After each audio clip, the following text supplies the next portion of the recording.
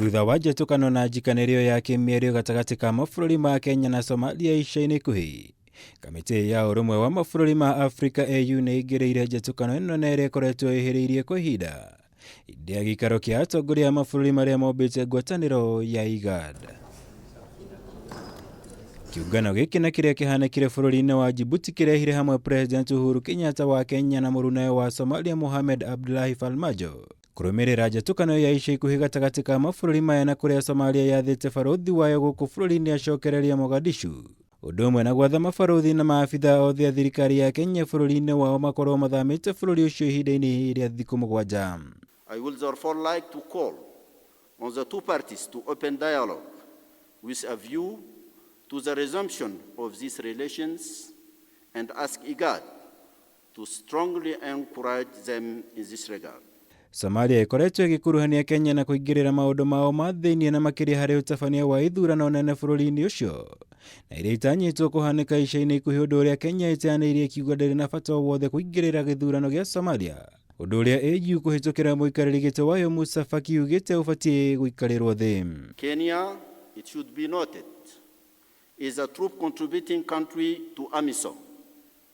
and hosts a large community of Somali refugees. I am convinced that the long-standing and strong links between the two countries and peoples can overcome the current challenges. It is also a chance for us to continue the conversation on managing the political challenges in our region, hear updates and progress on the ongoing peace processes in South Sudan and the transitions processes in Sudan and hopefully in Somalia. Kigomano gĩkĩ gĩgwĩtĩtio nĩ Prime Minister wa Sudan Abdalla Hamdok, ũrĩa nowe Muikariri gĩtĩ wa ngwatanĩro ĩno ya igad, na gĩakinywo nĩ atongoria a mabũrũri ma Kenya, Ethiopia, Somalia na Djibouti, rĩrĩ Uganda ĩrũgamĩrĩirwo nĩ barũthi wayo bũrũri-inĩ wa Djibouti, nayo South Sudan yarũgamĩrĩirwo nĩ mũnini wa President Rebecca Garang. The recent tension between Somalia and Kenya, two neighboring countries,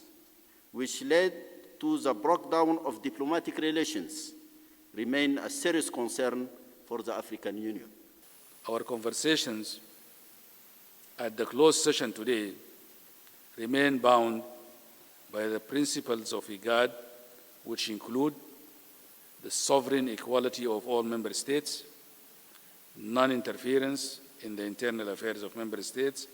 but also the peaceful settlement of conflict through dialogue. Ũiguano gatagati ga Kenya na Somalia rĩguo wĩkĩrĩirwo na njĩra nene hĩndĩ ya gĩikaro gĩkĩ, rĩrĩ wagagu ũrĩa ũgũmĩire gĩcigo gĩa Tigray bũrũri-inĩ wa Ethiopia naguo ũmũrĩkirwo. Ngĩribotera Kameme TV, njĩtagwo Mwaura Wagunya.